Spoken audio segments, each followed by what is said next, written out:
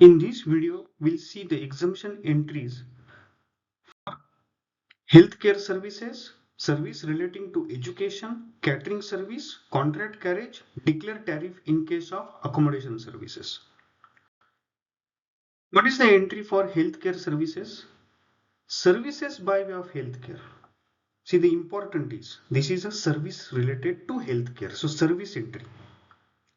Services by way of healthcare services by clinical establishment, by an authorized medical practitioner. So suppose a clinical establishment is there in the factory for providing an emergency medical facility to labor workers, etc. Whether that is exempt, that is also exempt. So a medical establishment within a factory or in a school is also exempt. Now take an example that a hospital is having a medical store, and from that medical store they sell the medicine. So whether that is covered by this exemption entry, that is not covered by this exemption entry. Why? Because this exemption entry is services by way of healthcare. Services by way of healthcare. So this is service entry. Sale of medicine is a sale of goods. Therefore, this is not exempt. See, you need to understand one thing, that GST is a transaction level tax. You need to see whether it is goods or services, whether that transaction is taxable, exempt or not within the GST purview at all. If taxable, then what rate it is taxable, and then return, payment of taxes, etc. Okay. Now coming to the next question. Suppose there is a doctor, he is having a OPD. He wants to renovate his OPD. He sell his old furniture which is in the OPD. So whether that is covered by this entry, that is not covered by this entry, because this entry is basically a service entry. Service by way of healthcare. Sale of old furniture is goods. So this is not covered by, so that is, their transaction is not exempt. Now there is one amendment in a healthcare services. Suppose a room charges, in case a room charges more than 5,000 rupees per day other than ICU, then that is not exempt. So within the healthcare service, one item is dissected. What is that? Other than ICU room, if the room charges are more than 5,000 rupees, then that is not exempt. GST is payable on that. So doctor's fee, nurse fee, etc. all those are exempted.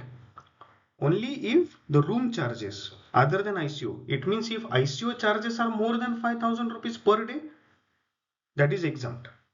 But other than ICU, if the room charges are more than 5,000 rupees per day, then that is not exempt. So GST is payable on that. Let me ask you one tricky question, because CA students, let's have a tricky question. Suppose there is a treatment going on to the patient, and because of that treatment, a particular type of food is given by the hospital to that patient. So whether that is exempt by this entry, or it is supply of food chargeable to tax. See, in GST there is a concept of composite supply. Because a particular treatment is going on to that inpatient, a food is provided by the hospital. That supply of food is not having a separate existence. It is ancillary service to the healthcare services. Therefore, that is also exempt. Okay. So if there is a contractor, let's take another example. If there is a contractor, he comes and give the food, collect money, etc. in a hospital. So whether that is exempt? No, that is not exempt, because that is not a composite supply. Okay. Okay. Now let's go to the next, services relating to the education. See, just now I said that GST is a transaction level tax. At each transaction, you need to say whether it is taxable, exempt, whether it is goods, services, etc. But this entry, services relating to education, is not an activity driven, is a person driven. What is mean by that? Means all the activities carried out by that education institute is exempt. All the activities carried out by the education institute are exempt. This is person driven exemption. This is not a activity or transaction driven exemption. Let's take an example. Not only education fee, admission fee. Suppose there is an entrance exam. For that purpose, education institute collect the fees. That is also exempt. Suppose there is a transfer certificate to be issued, bona fide certificate to be issued to the student. Fees collected to issue that certificate, that is also exempt. Computer fee, other fee, sports fee, all that is exempt. Let's take one example. Suppose that education institute gives its place on rent to the bank to open the branch in a bank, to open the branch in the premises, whether the rent charged by the education institute to that bank is exempt. Yes, it is exempt, because that branch gives the facility, banking facility, to student and staff of the education institute. Therefore that is also exempt.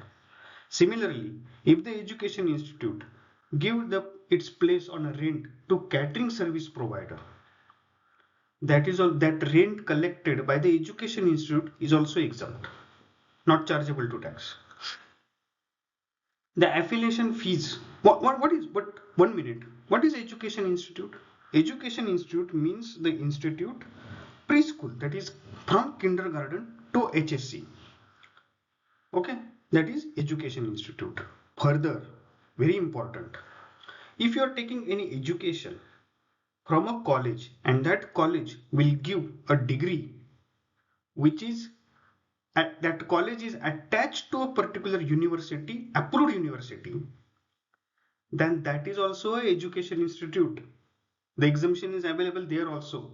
So your graduation like BCom, BA, that is also constitute as education institute, and exemption is available.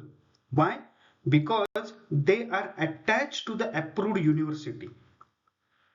So